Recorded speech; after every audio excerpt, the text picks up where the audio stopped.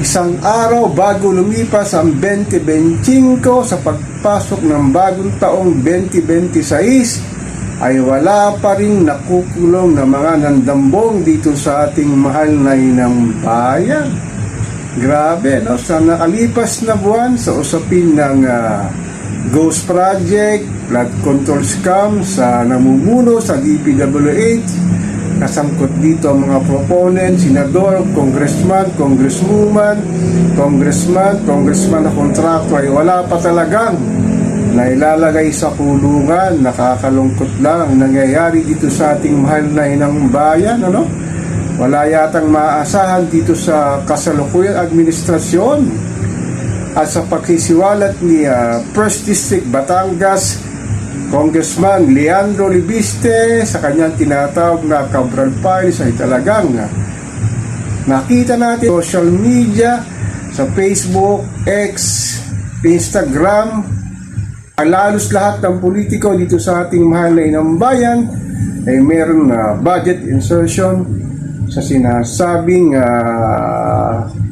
pagsalaula sa salapi ng bayan. Talaga naman, talagang hindi natin alam kung ano mangyayari sa pagpasok ng 2026 kung may makukulong nga ba. Grabe, ano? Talagang itong mga namumuno dito sa ating bansa ay talagang walang ginawa kundi mamurakot sa salapi ng bayan at wala talagang naibibigay na maganda sa mga kanilang nasasakupan, ano?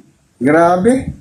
Sa patuloy nagpagtaas ng presyo ng bilihin, serbisyong publiko, crudo gasolina, kawalan ng magandang edukasyon at kawalan ng healthcare system dito sa ating mahal na inang bayan ay patuloy talaga ng darambong itong mga politiko na ibinoto natin na talagang walang ginagawa na kabutihan para mapayunlad ang mamamayang Pilipino, ngunit ang kanila lamang pang sariling interes para sa kanilang political agenda, sa kanilang pamilya ang namamayagpag. Talagang grabe, nakakalungkot lang. Sa darating kayang bagong taon ay may sinasabing maari daw may makulong na. Ngunit nga sa pagsisiwalat ni Congressman Leandro Libiste sa kanyang tinatawag na Cabral Files muna ay isa lamang talaga ang nagiging matapang na makibaka sa anti-corruption na kanyang sinasabi. Ngunit ang kanyang mga kasama sa Kongreso ay dead malamang at walang pakialam sa kanyang mga isinisiwalat. Kasama na rito si Vince Dizon na masyado yatang nanahimik para sinabing beripikahin ang sinasabi ni Congressman Libiste.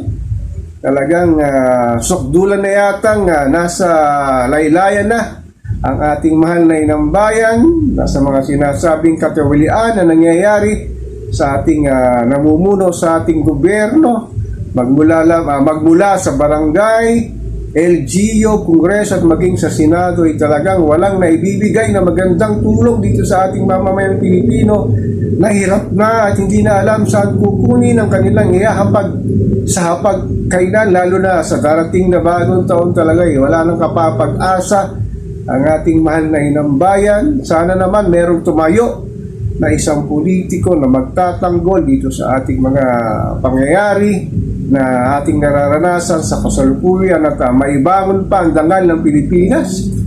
Talagang itong mga nasa Kongreso, Senado ay talagang kanya-kanyang takipan at ayaw umamin sa kanilang ginawang pandarambong dito sa ating mahal na inang bayan.